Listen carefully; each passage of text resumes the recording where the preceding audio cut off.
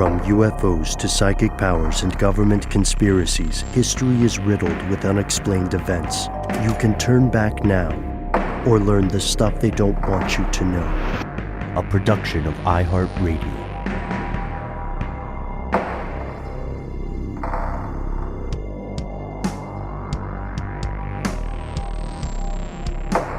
Hello, welcome back to the show. My name is Matt. Our colleague Noel is not here today, but he'll be back soon. They call me Ben. We're joined as always with our super producer, Paul Mission Control Decant. Most importantly, you are here, and that makes this the stuff they don't want you to know. This is part 2 of a 2-part series on a creepy little series of spaceships called the X-37B. And, we decided, we called an audible, as they say in the world of sports. We made a game time decision to make this a 2-parter, so we're not going to spend too much time on the beginning. We do hope you listen to part 1 so you can fully appreciate how creepy and weird this is becoming. So first, here are the facts. Matt, if someone had never heard of space, no, I'm kidding. If someone had never heard of the X-37B, how would you explain it to them? I would say imagine the space shuttle that you've probably seen. Unless you're too young and you've never seen it, look up NASA space shuttle, look at that thing, and then imagine a tiny little version of that doesn't have any people in it. Right. Oh, perfect. Yeah. And now your natural question is going to be, well, if it doesn't have people in it, what does it have in it? And spoiler, we spent most of part 1 asking ourselves that same question. Now we can go over some high level things, the stuff that has been sanitized for public consumption. But if you are listening to this show, or if you have ever read about this craft in the past, you know that stuff is incredibly unsatisfactory. It's not a great explanation. So today what we're going to do is talk about all the speculation that thrived in the absence of transparency here. That's right. Important things to know before we get into this discussion. The last mission that sent the X-37B up into space lasted for 908 days. That means this little thing that is automated was in space for 908 days on its own, doing some things. There are a couple of experiments that are declassified or that have been spoken about publicly by the people that are running those experiments, but the rest of it, we don't know. You need to know that the payload bay for this thing is about the size of the back of a truck, like standard size truck. So like what could fit in there and what can it do? Because it can maneuver around.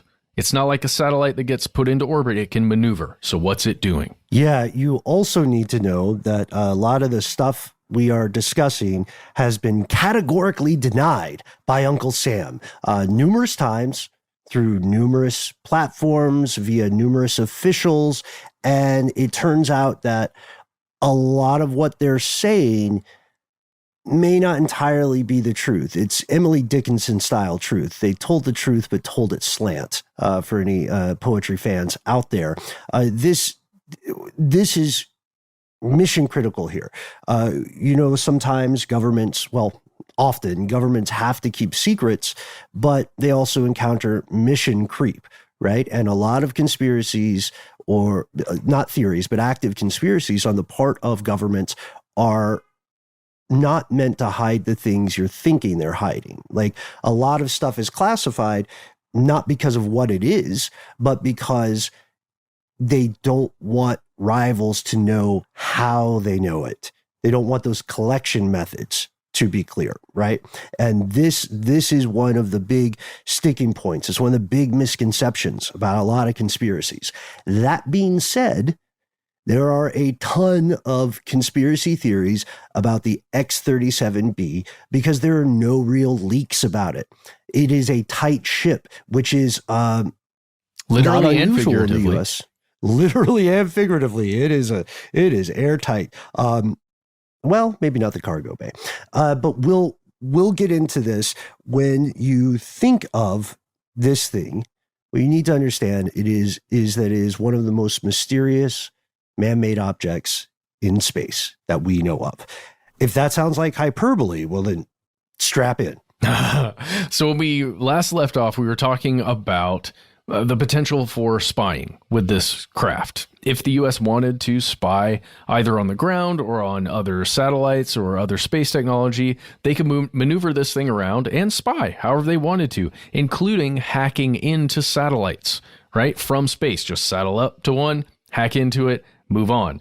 So glad you brought that up, Matt, because there's another point we talked about in Strange News. I don't know if we got to it in part one, but one of the basic questions about that kind of hacking, at least remotely, would be, do you need that proximity, right? Would it not be more cost effective to have someone hack it from the ground, right? Like, there are a lot of questions here. And so in this episode, we're going to do a lot of devil advocation for and against these theories. We're going to have a lot of back and forth. And we're doing this in hopes that someone who can give us the scoop on X-37B or one of its global counterparts can contact us and give us a little bit of illumination here. So without further ado, here's where it gets crazy. We talked about when we talked about the idea of spying on other satellites, surveilling them somehow, maybe the outside possibility of hacking them, we were careful to point out that that was the least crazy theory. There are two other big ones, and the proponents, the champions of those theories, guarantee are going to surprise you. Riddle me this, Matt, what's worse than having someone spy on your satellite? I don't know, grabbing your satellite out of space and then just bringing it back to the U.S. Grand theft satellite. Yeah. Pay attention, Rockstar. Yeah, I know. I could see this working with some of the smaller military satellites and experimental satellites that have been launching in recent years that are, tiny. You're talking about a little bit larger than the size of a bowling ball with some appendages attached to it. There are some tiny satellites that would fit easily into this thing. You could probably capture it. Maybe not fully intact, but most of the tech, you maybe could. But I kind of don't see it. I don't know. That's the thing. It's okay. Would the X-37B or something like it have the ability to physically capture satellites, which are small, right? Especially the newer ones, and going very fast, by the way. I don't think we mentioned that. When things are in orbit, they're moving pretty quickly. Would it be able to capture them and keep them in good enough shape that it could return them to U.S. soil with something worth looking at, right? That's if that's the case, that's amazing and terrifying. We let's go back and forth, right? Experts in the field, Matt, tend to agree with you. They've so far painted this as an unlikely goal. Part of it is, one part is that the size of the plane is the size of the X-37B, rather, is just too small, at least according to orbital analysts. Yep. There's one person you found, Ben, Brian Whedon, who said, yeah, it's definitely too small. And, this thing is maneuverable, but to have the kind of nimbleness you would need to get under that satellite, get it to fit perfectly into your cargo bay and then close it up, it probably doesn't have that kind of dexterity. Probably, at least that we're aware of. But again, it's weird because you have to say maybe. It's just unlikely. Well, yeah, that's the thing. So I was thinking about the maneuverability aspect. So yes, it can alter its orbit.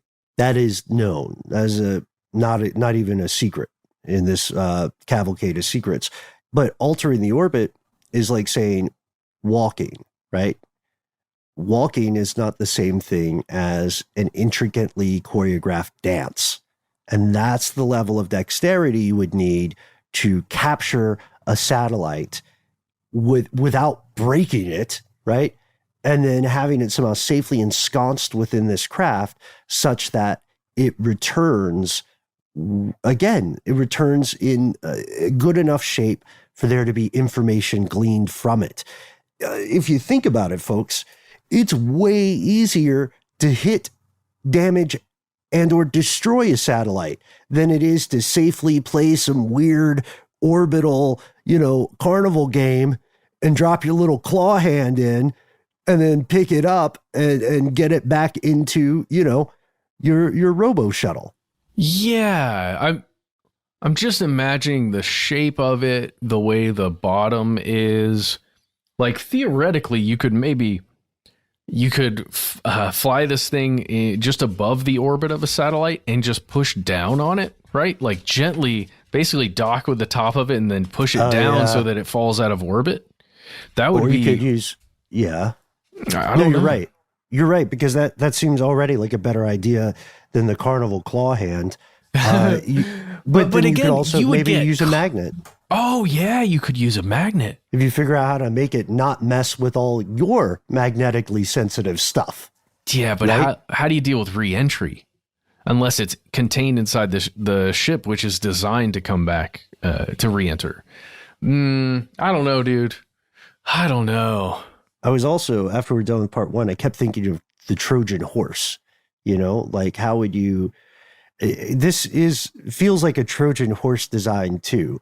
Like later you could take this technology, make a disguised payload, and then say, oh, we're going to get into it. Anyway, the other problem that I think we both automatically clocked is if you're trying to steal stuff, the main thing in any heist is to get away. Yeah, anonymously, so people can't find you or know who you are.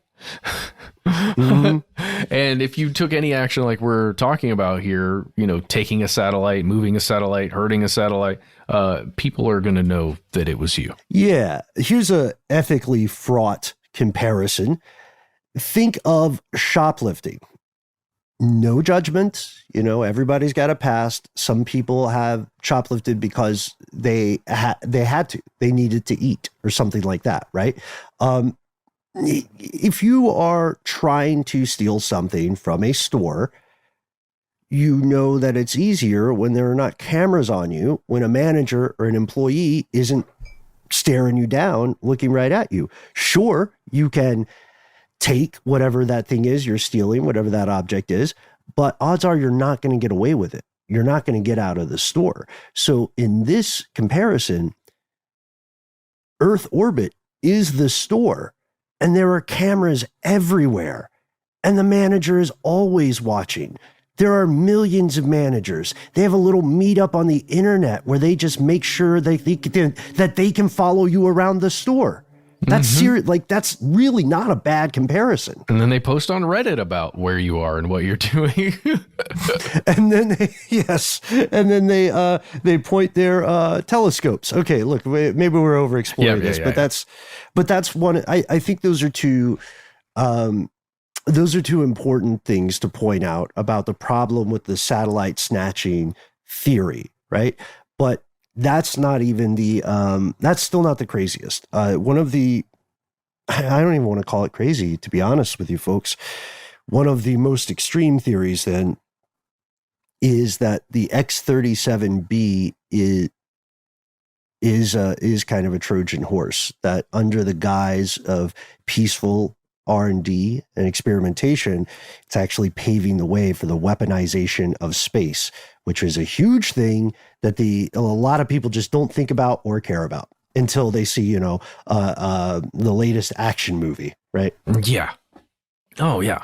A little thing, you may have even heard this in a fictional story, a little thing called orbital launch platforms.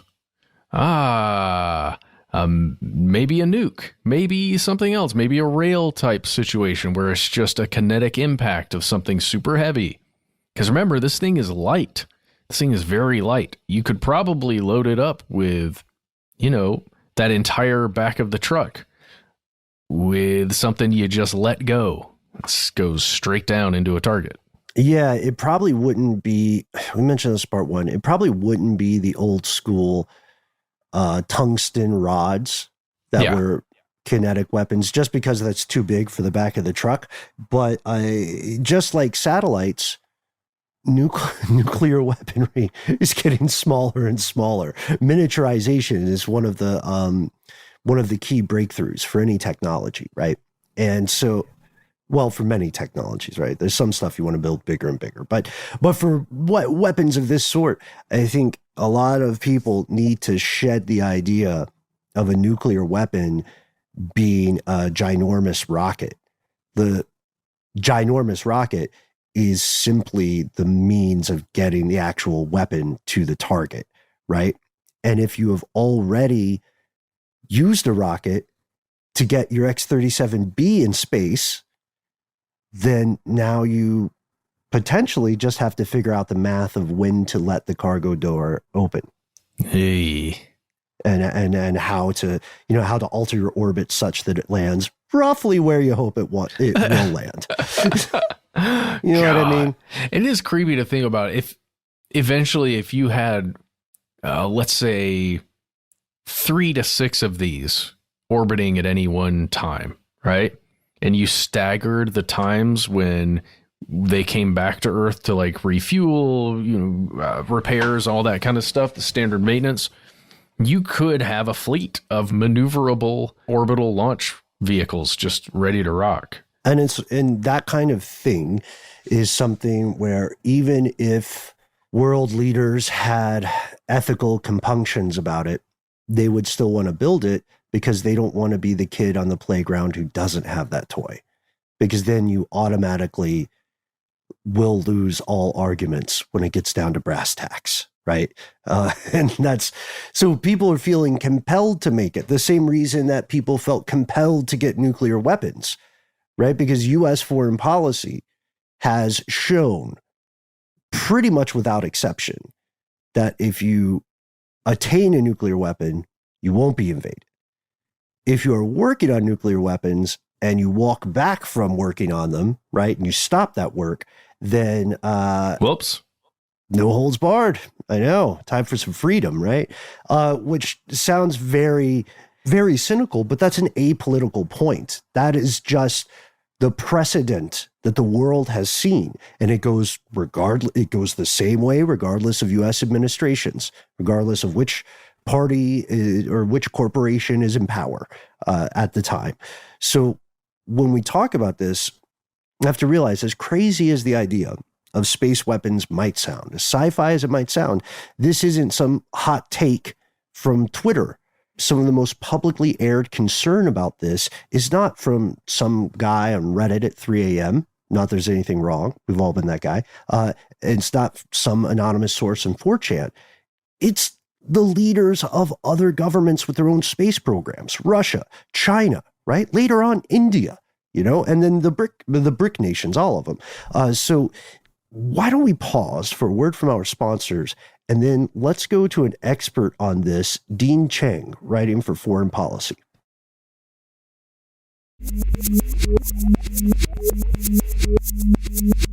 So this article is worth the read if you are interested in learning more about this. This is called "When the Chinese Look at X-37B, They See the Future of Space-Based Attack." This is from Dean Cheng and Thomas E. Ricks. It's a few years old, but you'll see why it's still relevant, I think. So Cheng sees what he portrays as a fundamental difference in perspective between the U.S. and China. The military analyst of the Chinese government, well, like any military analyst, they think in terms of precedent. They think in terms of structure. So when you see a new technology, one of the best ways to kind of spin out the future of it is to think of what happened, what went down when there was a similar situation, a similar innovation, breakthrough, challenge, war, etc. And that's what they did. And we pulled some quotes from this because I think it helps explain their concern. Yeah, let's jump right into the article here. Quote, just as aircraft initially provided reconnaissance and artillery observation, space systems are seen by Chinese military thinkers as a crucial part of modern warfare. From the Chinese perspective, space has played an essential role in fighting and winning, quote, local wars under informationized conditions, from the first Gulf War through the Balkan conflicts to the wars in Afghanistan and Iraq.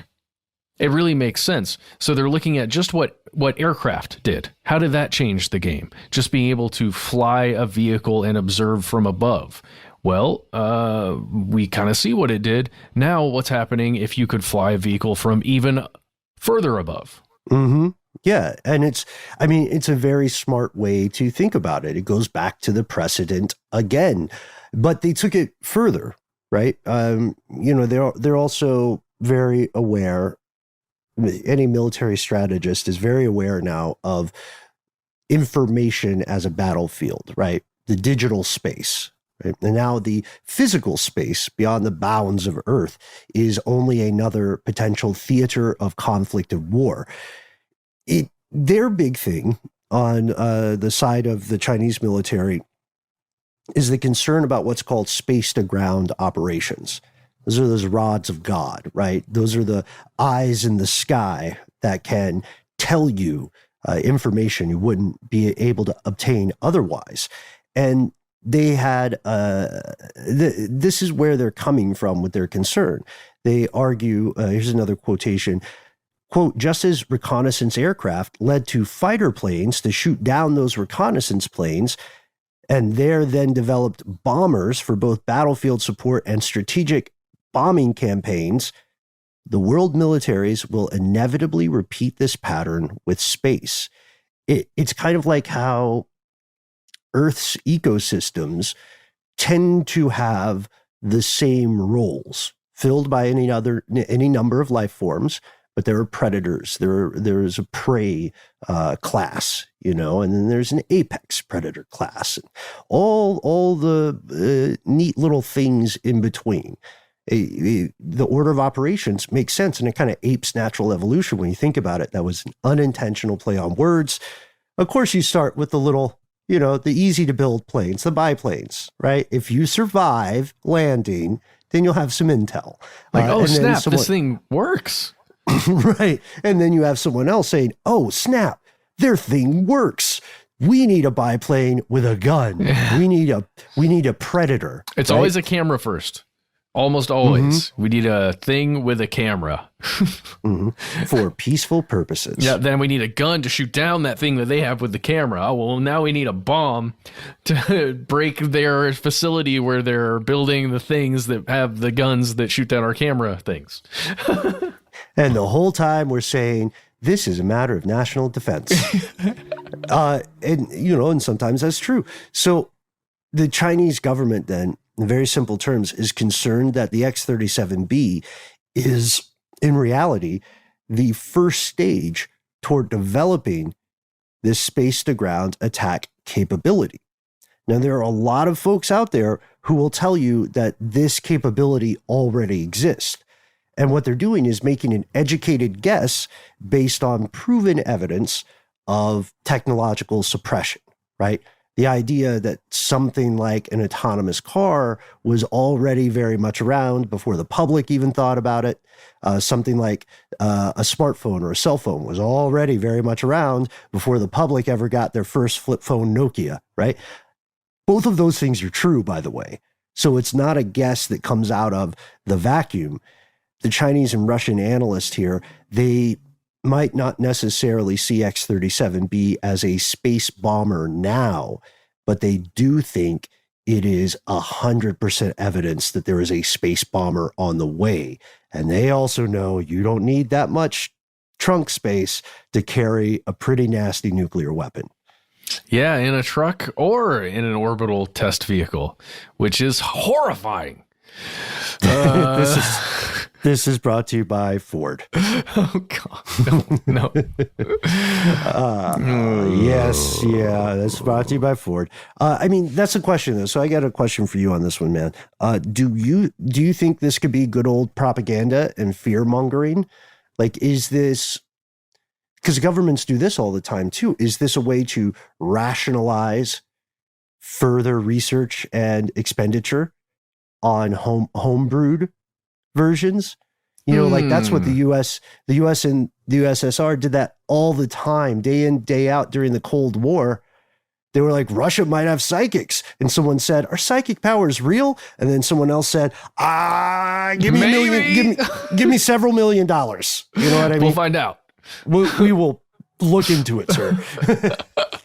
I think there's always going to be an aspect of that, right? An aspect of what you're talking about, the posturing, because you kind of have to, because if you don't, you're screwed if your enemy has it. But I think there's also maybe, look, I don't know, who am I? But it does feel like rather than the bomber version that China is thinking about with this thing, I think it's closer to that air-to-air combat fighter style thing. I don't want to spoil too much, but we got a very interesting listener correspondence via email from someone talking about laser weapons after we mentioned that on a show previously. Oh, yeah. And while, when you look at the X-37B, it doesn't appear to have any kind of capabilities like that. But I imagine you could fit this thing with some kind of optical weapon tech, and it would be highly effective against other things that are already in orbit rather than, space to ground. Yeah. And you know what? You're in agreement with those analysts too, because they're pretty clear that they see a progression, right? A tiered progression. So their concern is eventually a space bomber. And we want to be the implicit thing is we want to be the first person with a space bomber because we trust us, right? Yeah. Like we're not going to do anything to us. Mm-hmm. Exactly. Right. It doesn't matter whether you are pro-gun or anti-gun. If you are in a room with 10 strangers and one firearm and one person holds the firearm, out of those 10 people, who are you going to trust? You're going to pick yourself to be the holder of the fire, That's messed up to think about, just humanity as a whole. 10 people in a room with one gun. Yeah. And everyone's like, hey, I'm the most trustworthy person here. You guys all have a great vibe, but I just met you. Like, that's how it goes.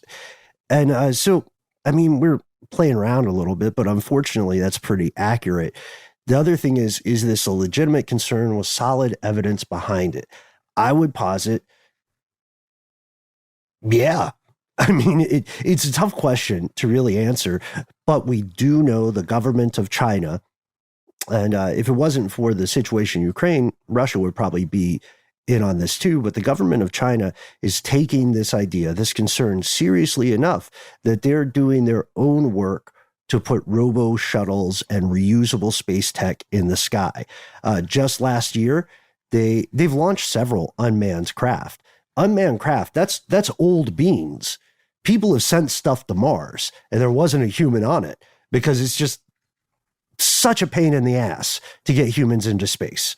So people know about that technology. It's not classified. Last year, the government of China launched an unmanned craft with supplies for their future space station, which is under construction now. You thought the ISS was kind of lame? Well, there's good news for you because there's going to be a Pepsi to this Coke in the sky. Yeah, the Shanggong, is that how you say that? It's translated as heavenly place. Oh yeah, it's like you gotta love space station. Yeah, you can see it. I just think about when there are fully automated vehicles roaming around the streets in San Francisco and other big cities that can deliver pizza. If we're at that level, everybody, where it's okay for a tech company to have that, then the advancements that are occurring that we're just not aware of as far as autonomous vehicles go, it's got to be ridiculous. Yeah, no kidding. And that space station, I believe more space stations ultimately is going to be better in the long term for the humans. But this one is going to be supposedly done by the end of 2022. So about a month from now as we record. Like the X-37B, China's playing a lot of its progress close to the chest. August 4th this year, the PRC carried out the second launch of their reusable experimental aircraft from what's called the Long March 2F rocket. It's serious, and it's impressive technology as well. But you thought the X-37B was secret? There's not even a photograph of the Chinese version. I mentioned it just in passing when we talked about this on Strange News, but you can see reports of the launch from state-owned news sources like Xinhua, but you are never going to get to see it in person. Odds are, if you're listening to this show, you're never going to get to see it in person unless you work in the security services of the Chinese government and you're also listening to this podcast as part of your job. See, so what does that tell us about the X-37B? It's officially recognized by the U.S. government. It's the thing that they say, oh, it's okay. Oh, yeah, no, it went up there. We can't tell you what it did, but yeah, isn't it cool? What's the stuff that they don't acknowledge? What's the stuff that's going up there that they haven't mentioned at all? Right. But then it might not be insidious. It might just be plain old information management. You know, like the PR propaganda game is nasty. It might be something where their testing phase is still so early that they don't want to be in the public eye if something goes wrong. Yeah, or it could be UAP level stuff, man. It could be. It very well could be. The transmedium object, right? Like they're launching from the ocean. That's what I'm saying. And they're doing some 90-degree turns. Yeah. They got a bunch of autonomous vehicles that can function in concert with each other or be independent. Mm-hmm. Cool. Yeah, sign me up. I'm down. I'm all for the progress, you know. Look, so they do report on this. So the Xinhua, which is, you know, to every story that they publish is greenlit by the party. That's just how it works. They described the launch, the second launch, as this. So they said, after a period of in-orbit operation, the spacecraft will return to the scheduled landing site in China. It will test reusable technologies during its flight, providing technological support for the peaceful use of space. That last part might be one of the most important things, right? Because they emphasize this is not meant to be a weapon, even while they're openly accusing the U.S. of doing the same thing, right? And the U.S. doesn't talk as much about the peaceful nature of space. There are also no images of the Chinese version. There's super high security at the launches to keep spies out, sure, but also to keep civilians from like your local space nerds traveling to the Gobi Desert and posting a launch or a picture of it on TikTok or whatever because they think it's cool. But you can, so now you have to start speculating, you start almost reading tea leaves, you know, you're looking at all these little changes and trying to sort of Charlie Day some conspiracy dots together. Like, we know that the launch tower was modified, and this caused some experts to say maybe they are launching something with a bigger payload than the rocket, the Long March, usually handles. And then someone else comes in and says, you know, it could be something with wings, kind of like the X-37B, because you would have to make those kind of modifications to launch that sort of thing, which is a lot like a bunch of people in a room going, I'm just saying. Now, I might be wrong, but think about it. And then we know that another state-owned enterprise is working on its own space plane, and they talk trash about SpaceX all the time because they're talking about how they have learned lessons from SpaceX and improved their model, their design, the Tengyun, by the China Aerospace Science and Industry Corporation, or CASIC. Anyway, the reason we're saying this is across the world, some of the smartest humans on the planet are working around the clock to be on the winning side of some sort of future that they clearly believe is inevitable. And that should give you pause, as they say. And speaking of pauses, let's pause for one more word from our sponsor, and then we'll return. Let's see if we talk ourselves off the ledge of the orbital platform, or I don't know, man. It's so crazy.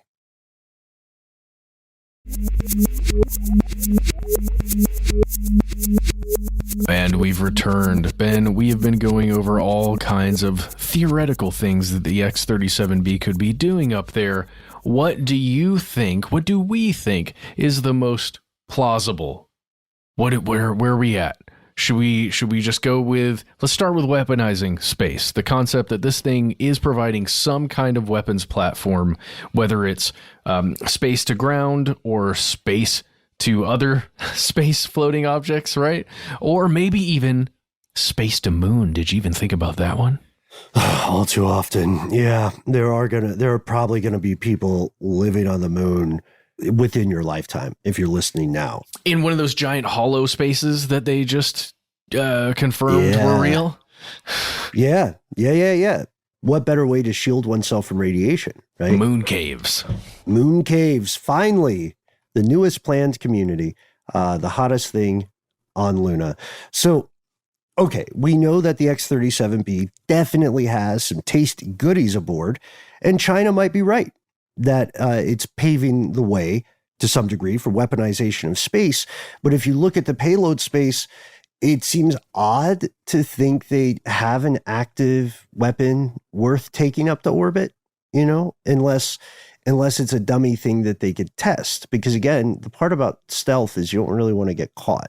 And I know a lot of people are going to say, hey, what about that 1967 treaty that says, thou shalt not weaponize space. It will be for all Earth's creatures, hugs and angel farts or whatever.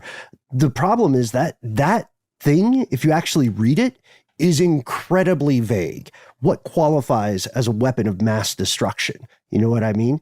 What qualifies as weaponizing space? Could you do what so many other nations have done and said, hey, yes, there's nuclear stuff here, but it's for peaceful purposes. We're just building, we're just doing experiments. Yeah, that's true. Well, I keep thinking about some of the images that I've seen online of this thing. There are a bunch of shots that you can see, declassified stuff or stuff that just was never classified in the first place. Images of the actual shuttle, and you can see people who I'm presuming are either with Boeing or with whoever's running the show right now, and they're wearing suits that you would see people wearing around nuclear materials. At least that's what maybe my brain associates with those kind of hazmat suits. It doesn't help my thoughts that this thing isn't associated with nuclear weapons in any way. What do you think? What is that? Do you think it's possible that it could be that, or is there another explanation? Maybe, and I really love that setup because I think you and I both agree that the more plausible explanation is people are trying to protect themselves from a very dangerous substance called hydrazine, which is not cool. It's insanely dangerous to living organisms, and reentry can be messy, so they don't know if that junk's going to be on the plane. But yeah, I agree with you. The optics look super sketch, right? When you see the people in the hazmat suits. But an argument in favor of this, the U.S. has a super long history of brainstorming ways to use space in war. And the big thing is reaction time. Just like how back in the day, Domino's made this huge deal about how quickly they could get pizza to you. The governments of the world stay awake at night thinking about response time. Something happens across the Pacific. How quickly can you get resources there, right? And manpower, whatever. Something happens, like in the South Pole, right?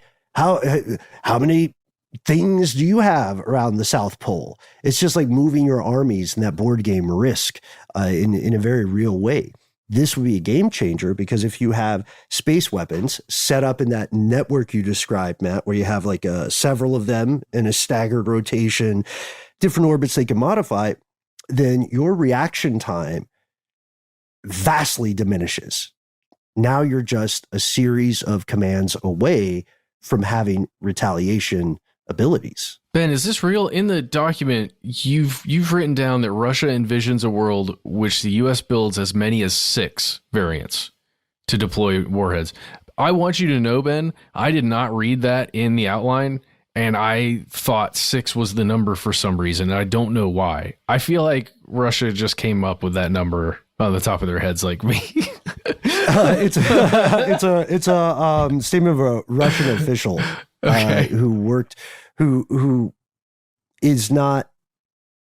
It's not the same thing as the Russian government. So maybe it'd be better to say Russian analyst, kind of like how we said Chinese military thinkers. But obviously, Russia and the U.S. have long been in an antagonistic relationship. And sometimes that led to good things like innovation in the world of space flight. But, many other times it led to many, many horrible things. So, again, it's a propaganda question. We got to take this with a grain of salt, right? But the possibilities are there, building a net around the world where anyone can get touched. And that's a scary thing. And there's no way around it. Multiple world governments have been thinking about stuff like this for decades and decades and decades, all the way back to the early days of the space race. Someone thought about this when Sputnik launched. Oh, yeah. Someone had that what if moment and ran in and was like, I need the following crazy things. And then everybody else in the room was also really scared. And they went, fine, yes, go, before the world is destroyed. And, and then they came back and they made Velcro. Right? They did. Oh my gosh. And ballpoint pens. All the hits. Guys, listen, we need you to know we have to end this episode right now. There's so many other concepts out there. We talked about a bunch of these ideas. We want to know what you think is the most plausible thing. Is it because the U.S. wants to take satellites, just pull them in? Is it because they just want a really good space spy plane or that's out there just roaming space at all times? Are they making a tinier one that pops out? Remember that theory?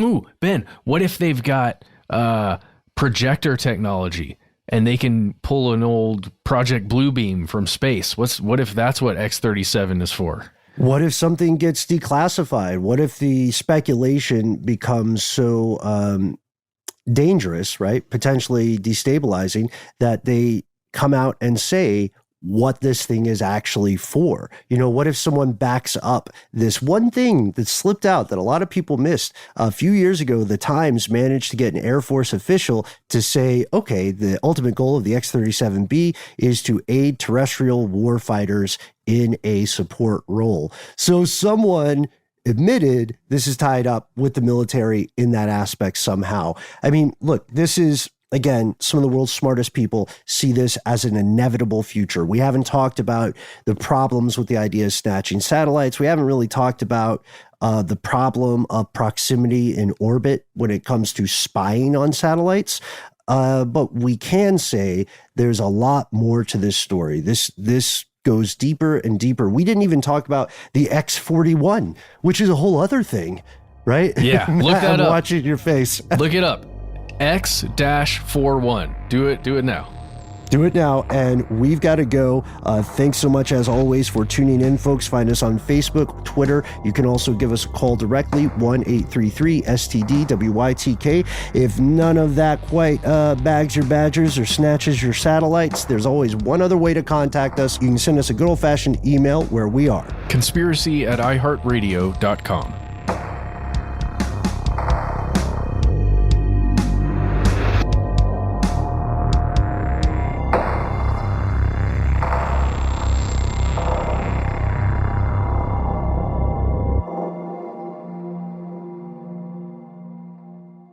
Stuff They Don't Want You to Know is a production of iHeartRadio. For more podcasts from iHeartRadio, visit the iHeartRadio app, Apple Podcasts, or wherever you listen to your favorite shows.